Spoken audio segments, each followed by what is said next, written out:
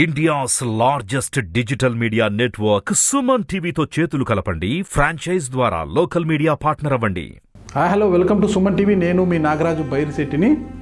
సాంకేతిక పరిజ్ఞానం రోజు రోజుకి ఎక్కువైతున్న కొద్దీ మనుషుల్లో మానవత్వం అనేది అసలు మంట కలిసిపోతుంది. అసలు కష్టాల్లో ఉన్న వారిని ఆదుకోవాలి అన్న కనీస ధర్మాన్ని కూడా పాటిస్తున్నారు లేదా అనేది పక్కన పెడితే, కష్టాల్లో ఉన్న వారిని దోచుకోవడానికే ఎక్కువ మంది కూడా ఇంట్రెస్ట్ చూపుతున్నారు. అలాంటి వారిని ఏమనాలి? అసలు అలాంటి నీచుల్ని ఏమనాలి? ఎందుకు నాగరాజు ఇలాంటి పదాలు వాడుతున్నాడు? ఉన్నట్టుండి ఎప్పుడు పొలిటికల్ ఇంటర్వ్యూ చేసుకుంటే నాగరాజు ఇలాంటి పదాలు ఎందుకు వాడుతున్నారని మీరు అనుకుంటున్నారా? అంటే నాలో అంత ఆవేశం వస్తుంది.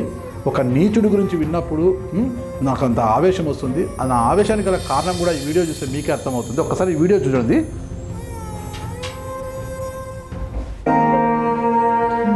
వీడియో చూడండి, మీకే అర్థమవుతుంది పరిస్థితి.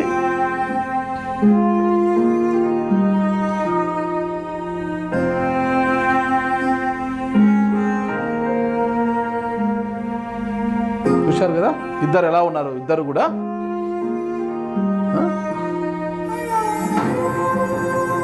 నేత్రావతి, స్పందన.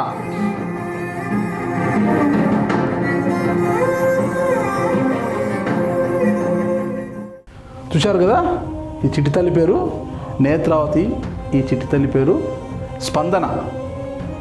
వీరిద్దరూ కూడా పుట్టుకతోనే అంగవైకల్యంతో జన్మించారు. ఇద్దరు కూడా తల్లిదండ్రులు పాపం కూలి చేస్తే తప్పితే వారి కుటుంబ జీవన బతుకు చక్రం అంటే కుటుంబ బండి ముందుకు సాగడమే కష్టము.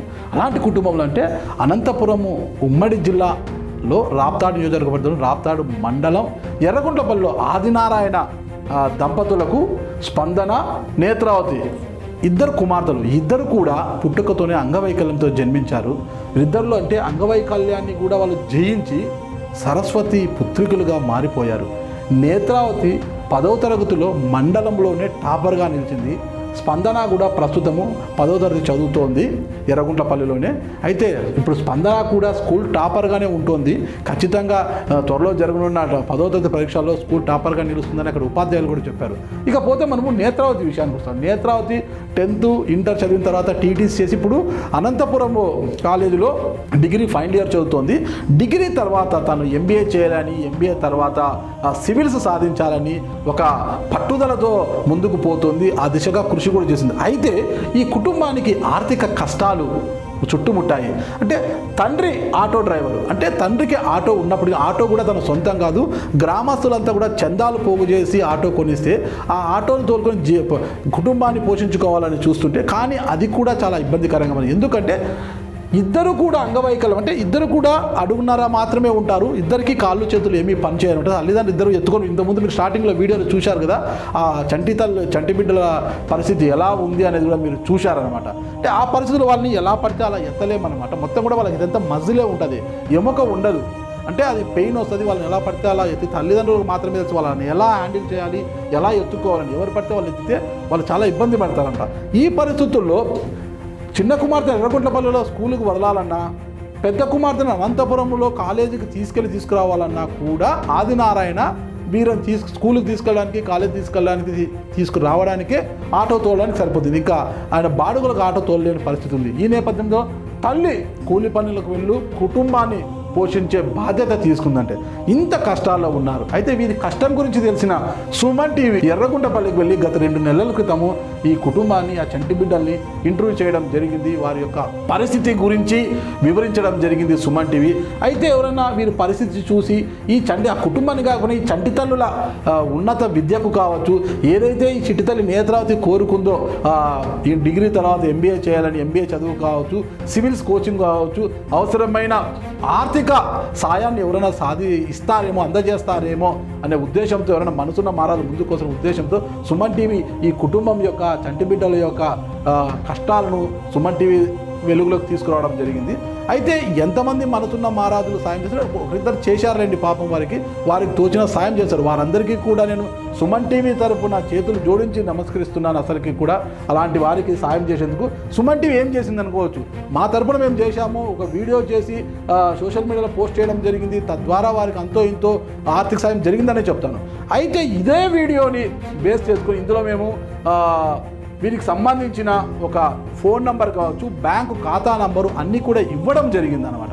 అయితే దీన్ని ఫోన్ నంబర్ చూసిన ఇదే సమాజంలో ఒక నీచుడు స్పందన నేత్రావతికి నిన్నటి రోజు ఫోన్ చేసి, నా పేరు హర్షసాయి అంటే తెలుసు కదా అందరికీ కూడా, ప్రస్తుతం 2 తెలుగు రాష్ట్రాల్లో ఫుల్ ఫాలోయింగ్ ఉన్న యువకుడు, ఎంతమందికి ఆర్థిక సాయం చేస్తుంటాడు, ఎంతమంది ముందుకు వెళ్ళి వాళ్ళని ఆదుకోవడము, చాలా గేమ్స్ పెట్టి అందరినీ కూడా ఇలాంటి ఎన్నో కార్యక్రమాలు చేస్తుంటే హర్షసాయి అందరినీ ఆకట్టుకుని ఇప్పుడున్న యువతకంతా కూడా హర్షసాయి చాలా అభిమానం ఎక్కువైపోయింది అనమాట.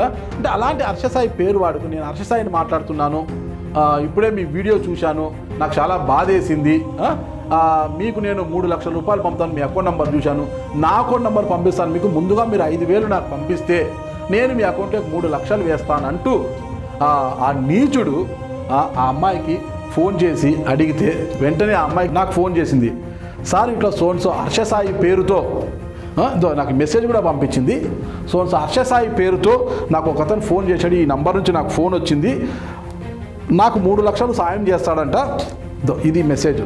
అంటే నా అకౌంట్లోకి 3 లక్షలు పంపించాడు సార్ హర్షసాయి, అయితే నేను ముందుగా అతని అకౌంట్లోకి 5,000 పంపించాలంట, ఏం చేయమంటారు సార్ అని నాకు అమ్మాయి మెసేజ్ పెట్టింది. ఎవరు తల్లి అలా నీకు చేసింది ఫోన్, ఆ ఫోన్ నెంబర్ నాకు పంపించు తల్లి అని నేను అడిగితే పాప బిడ్డ నాకు ఆ ఫోన్ నెంబర్ నాకు పంపించడం జరిగింది. 8688955255 అనే నంబర్ నుంచి పాపం ఈ చంటి తల్లి నేత్రావతికి ఫోన్ రావడం జరిగింది. అదే నెంబర్ నాకు పంపించింది. నేను డైల్ చేసి చూసి ఏదో ఆలం నాయుడుని ఏదో పేరు వచ్చిందనమాట. ఆ పేరు ఎవడు అసలు ఆ నీచుడు అసలుకి, అరే ఇడియట్ ఊర కుక్క, నీకు చేతనైతే ఆ వీడియోని చూసి, ఆ బిడ్డను చూసి, వారి కష్టాలను చూసి, వారి బాధలు చూసి, నీకు చేతనైతే నీకు మనిషి అనేది, నువ్వు పశువు కాదు, నువ్వు మనిషి అని అనుకుంటే నువ్వు సాయం చెయ్యి, నీకు తోచిన సాయం చెయ్యి, లేకపోతే మూసుకొని కూర్చో. అంతేగాని ఇలా ఫేక్ కాల్స్ చేసి నీకు 3 లక్షలు పంపిస్తాను, నీకే దిక్కు లేదురా ఇడియట్, నువ్వు 5,000 రూపాయలు ఈ బిడ్డతో అడుక్కుంటున్నావంటే, ఆ బిడ్డ కష్టాలు చూసి, ఆ వీడియోలో ఆ బిడ్డ కష్టాలు చూసి, ఆ బిడ్డ పడుతున్న బాధలు చూసి నువ్వు 5,000 రూపాయలు ఆ బిడ్డతో అడుగుతున్నావంటే 3 లక్షలు పంపించేంత యోగ్యత ఉందారా ఇడియట్ నీకు? ఎందుకు ఇలాంటి నీచమైన పనులు చేస్తారు మీరంతా? మీలాంటి వాళ్ళనే కదా సమాజంలో చాలామందికి చెడ్డ పేరు వస్తుంది.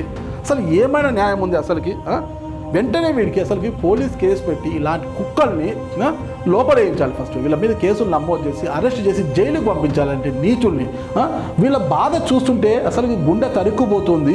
ఇద్దరు కూడా అంగవైకల్యం చెందిన వారే, ఇద్దరు కూడా చదువుపై ఎంత మమకారం వాళ్ళకు. అసలు అన్నీ ఉన్నా కూడా, అల్లు నోట్లో చెందినట్టుగా అన్నీ ఉన్నా కూడా చదువు సరిగా అప్పని పిల్లలు ఎంతోమంది చూసి మనం బాధపడుతుంటాము. అరే అన్ని సౌకర్యాలు ఇస్తున్నాము, అన్ని వసతులు కల్పిస్తున్నా కూడా ఎంతోమంది పిల్లలు సరిగా చదువుకోరు. కానీ ఏ వసతులు లేకపోయినా అంగవైకల్యంతో బాధపడుతున్నప్పటికీ ఏది కూడా మా అంగవైకల్యము మాకు అడ్డు రాదని నిరూపిస్తూ ఈ అక్కచెల్లెలు ఇద్దరు కూడా ఎంత చక్కగా చదువుకుంటున్నారు. ఇలాంటి వారికి మనం అందరూ సహాయపడాల్సింది పోయి డబ్బులు అడుగుతారా ఇట్లాంటి నీచుడు? నీకేమైనా బుద్ధి ఉందారా ఇడియట్? క్షమించాలి అందరూ కూడా నన్ను ఇలా మాట్లాడుతున్నది. అంటే నాకే బాధేసింది, వాళ్ళ ఇంటికి వెళ్ళి వాళ్ళని ఇంటర్వ్యూ చేసినప్పుడు నాకు చాలా బాధేసింది. నేనంటే వాళ్ళకి అంత పెద్ద స్థాయిలో సాయం చేసే అంత శక్తి నాకు లేదు. నాకు తోచింది ఒక జర్నలిస్ట్గా వారి కష్టాలను తెర మీదకి తీసుకురావడం జరిగింది. స్పందించే గుణం ఉన్న వారితో స్పందించండి, అంతేకాని ఇలా అడగడము ఎంతవరకు సమంజసమో నువ్వే ఆలోచించుకోవాలరా కుక్క, ఓకేనా? అసలు నేను ఒక్కటే గ్రీవెన్స్ చేస్తున్నాను. వారి ఆర్థిక పరిస్థితి కావచ్చు, ఆ చంటి బిడ్డల యొక్క భయం కావచ్చు, ఏదైనా కావచ్చు, పోలీసులకు ఫిర్యాదు చేయాలి, పోలీసులను ఆశ్రయించాలనే శక్తి ఆలోచన కూడా వాళ్ళకు లేదు. ఎందుకంటే వాళ్ళది అలాంటి పేద కుటుంబం వారిది. ఎందుకంటే తండ్రి చూస్తే ఆటో డ్రైవరు, తల్లి చూస్తే కూలి పనికి పోతుంది. బిడ్డలు ఇద్దరూ కూడా సరస్వతి పుత్రులుగా ఉన్నారు. వీళ్ళ యొక్క కష్టాలను చూసి పోలీసు వారైనా ఏ నంబర్ అయితే వచ్చిందో ఆ నంబర్ చదువుతాను నేను, ఇంకొకసారి కూడా ఆ నంబర్ చదువుతాను నేను, 8688955255. ఈ నంబరు ఏ ఇడియట్దో, ఏ ఊర కుక్కదో, ఏ నీచుడిదో కనుక్కొని వాడి పైన కేసు నమోదు చేసి ఖచ్చితంగా వాడిని అరెస్ట్ చేసి జైలుకు పంపించాలనేసి అనంతపురం జిల్లా పోలీస్ అధికారులను కావచ్చు, రాప్తాడు నియోజకవర్గ ఎమ్మెల్యే తోపుదుర్తి ప్రకాష్ రెడ్డి గారిని నేను చేతులు జోడించి వేడుకుంటున్నాను. ఎందుకంటే వీలైతే ఇలాంటి వారికి సాయం చేస్తాం. దయచేసి ఇలాంటి వారిని వంచకండి, ఇలాంటి వారిని మోసం చేయకండి. ఇటీవల ఇలాంటి సైబర్ నేరగాలు ఎక్కువైపోయారు. మీకు ఆ ప్రైజ్ తగిలింది, ఈ ప్రైజ్ తగిలింది, ప్రైజ్ మనీ మాకు ఇంత పంపిస్తే మీకు ఆ ప్రైజులు పంపిస్తే ఈ ప్రైజ్ అంటే తెలియని వారు, నాలెడ్జ్ లేని వారంతా కూడా డబ్బులు పంపించి ఎంతోమంది మోసపోతున్నారు. సరే, వారిదంతా ఒక ఆశ అనుకుంటాం. ఆశకు లోబడి ఆశతో వారు అడిగిన దానికి ఏదో డబ్బు పంపిస్తే మాకు ఇది ఇంత వస్తుంది కదా అనుకుంటారు. సరే, ఇక వారికి ఏం చేయలేవు, వాళ్ళు ఆశపడ్డారు కాబట్టి వాడు మోసం చేశాడు అనుకోవచ్చు అలాంటి మోసగారిని. కానీ ఇలాంటి వారిని మోసం చేయాలనే వారిని ఏమనాలి?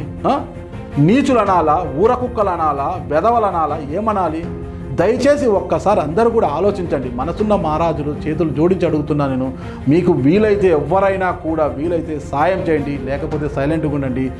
ఎవరు కూడా ఇలాంటి వారిని వంచడానికి, మోసం చేయడానికి, దగా చేయడానికి ప్రయత్నించకండి నేను చేతులు జోడించి వేడుకుంటున్నాను.